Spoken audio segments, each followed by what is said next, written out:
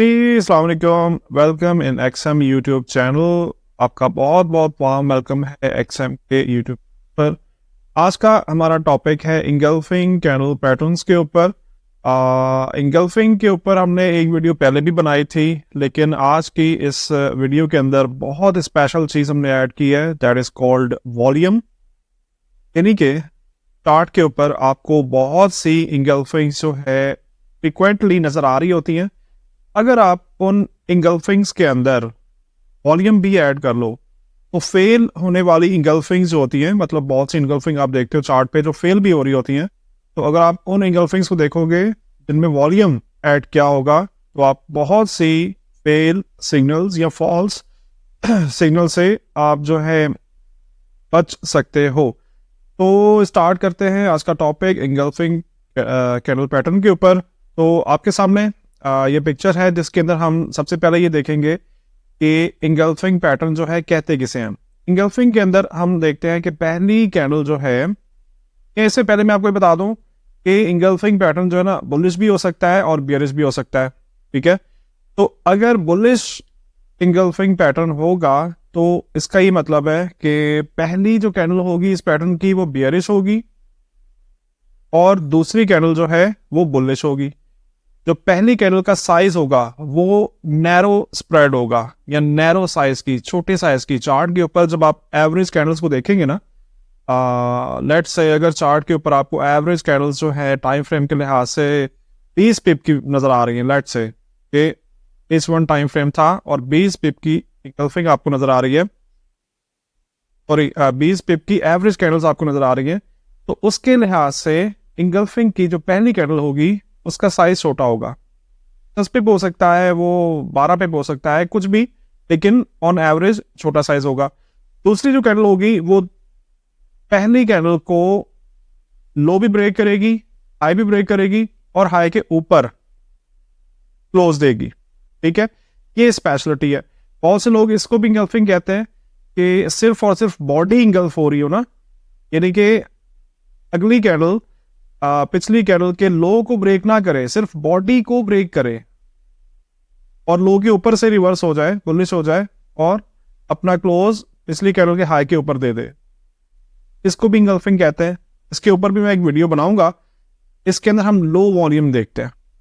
ठीक है, low volume के लिहाज से उसकी मैं अलग एक वीडियो बनाऊंगा नेक्स्ट कमिंग मंथ के अंदर। तो इंगल्फिंग कुछ इस तरह से हम देख सकते हैं कि दूसरी कैंडल पहली कैंडल को बिल्कुल थाम देती है। अब इसके अंदर हम वॉल्यूम ऐड करने जा रहे हैं। इस एग्जाम्पल के अंदर आप देख सकते हो कि बैकग्राउंड में हमारे पास बियरिश बैकग्राउंड था। मार्केट जो है एक सपोर्ट के ऊपर आनी चाहिए और इस सपोर्ट के ऊपर हर एक कैंडल का अगर आप वॉल्यूम भी स्टडी करते हो तो इंगल्फिंग का जो पहली कैंडल थी, यानी कि इंगल्फिंग की जो बियरिश वाली कैंडल थी, इस कैंडल के अंदर आपको वॉल्यूम ज्यादा नजर आ रहा है और अगली कैंडल जिस कैंडल ने पिछली कैंडल को इंगल्फ किया उस कैंडल का वॉल्यूम पहली कैंडल के वॉल्यूम से भी ज्यादा आ रहा है। ठीक है, यानी कि अगर आप देखें तो ये जो बॉक्स आपको नजर आ रहा है, इस बॉक्स के लिहाज से आप नीचे वॉल्यूम को देखें तो ग्रीन कैंडल का वॉल्यूम रेड कैंडल के मुकाबले में बड़ा वॉल्यूम है। तो इसका ये मतलब हुआ कि ये जो बायर्स मार्केट के अंदर आए हैं इस सपोर्ट के अंदर, इस सपोर्ट की मौजूदगी में, उनके अंदर बहुत ताकत मौजूद है। सपोर्ट के ऊपर ये सिग्नल आ जाए तो बेहतरीन है, लेकिन अगर सपोर्ट माइनर हो ना, यानी कि सपोर्ट रजिस्टर्स भी दो तरह के होते हैं, अगर माइनर सपोर्ट हो तो भी कोई इशू नहीं है। अगर वॉल्यूम सपोर्ट कर रहा है इस तरह से, जैसा कि इस पिक्चर में आपको दिखाई दे रहा है, चार्ट के ऊपर इसकी एग्जांपल भी देख लेते हैं।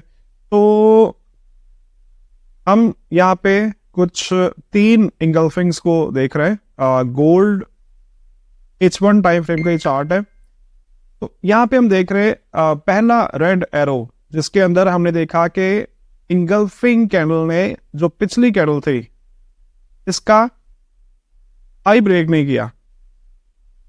ठीक है, हाई ब्रेक नहीं किया।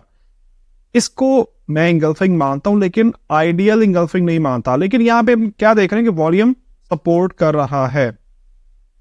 इसका नतीजा हमने क्या देखा कि मार्केट में तीसरी कैंडल के अंदर, यानी कि इंगल्फिंग को आप इस जो पहले वाला रेड एरो है इसके बाद तीसरी कैंडल जो बन रही है, यहाँ पे देखें तो एसएल हंटिंग हुई हुई है। ठीक है, तो ये एसएल हंटिंग हमें क्या बता रही है, क्योंकि इंगल्फिंग जो है आइडियल सेटअप नहीं था, इस वजह से हम यहाँ पे किसी हद तक एसएल हंटिंग होती हुई देख रहे हैं। लेकिन अच्छी बात क्या है, अच्छी बात यह है कि अगर इस एसएल हंटिंग की जद में आप आ भी गए थे ना, मिसाल के तौर पे अगर इस इंगल्फिंग से आपने सेल किया था और ये एसएल हिट हो गया था, तो भी कोई इशू नहीं है, बिकॉज इसी सेम कैंडल का क्लोज जो है इंगल्फिंग के बॉडी के अंदर हो रहा है, तो हम यहां से दोबारा से ट्रेड ले सकते थे और उसके बाद मार्केट बेरिश गई है। सेकंड रेड एरो आप देख सकते हो जिसके अंदर इंगल्फिंग कैंडल ने पिछली कैंडल का हाई ब्रेक किया और लो ब्रेक किया और क्लोज पिछली कैंडल के लो के नीचे। इसी वक्त में आप वॉल्यूम देखें तो वॉल्यूम इंक्रीज्ड है और देखें एग्रेसिवली मार्केट आपके फेवर में आई है, मतलब एक पिप भी एसएल की तरफ मार्केट ने मूव किया ही नहीं। करेक्ट। और थर्ड एग्जांपल ब्लू एरो के अंदर आप देख सकते हो कि इस इंगल्फिंग के अंदर पिछली कैंडल का लो ब्रेक हुआ, हाई ब्रेक हुआ और क्लोज हमें पिछली कैंडल के हाई के ऊपर नजर आ रहा है और वॉल्यूम सपोर्टेड है। और देखें मार्केट एक पिप भी आपके अगेंस्ट आई नहीं, मतलब पुल बैक के ऊपर आप जैसे ट्रेड करते हो तो एक पिप भी मार्केट आपके अगेंस्ट आती नहीं है। तो इंगल्फिंग जो है ना, चार्ट के ऊपर आपको बहुत सी नजर आएंगी, बहुत सी इंगल्फिंग्स होंगी जिसपे आइडियल इंगल्फिंग्स भी होंगी और नॉन आइडियल इंगल्फिंग्स भी हो सकती हैं। लेकिन अगर आप उन इंगल्फिंग्स के अंदर इसी तरीके से वॉल्यूम को ऐड कर लेते हो तो बहुत से नुकसान होने का जो खदशा है या फॉल्स इंगल्फिंग्स को हम फिल्टर आउट कर सकते हैं। ठीक है, मैं उम्मीद कर रहा हूँ कि ये टॉपिक आज आपको अच्छा लगा होगा और इस टॉपिक से आपने बहुत कुछ नया सीखा होगा। तो मिलते हैं इंशाल्लाह नेक्स्ट टॉपिक में। Thank you very much. Allah.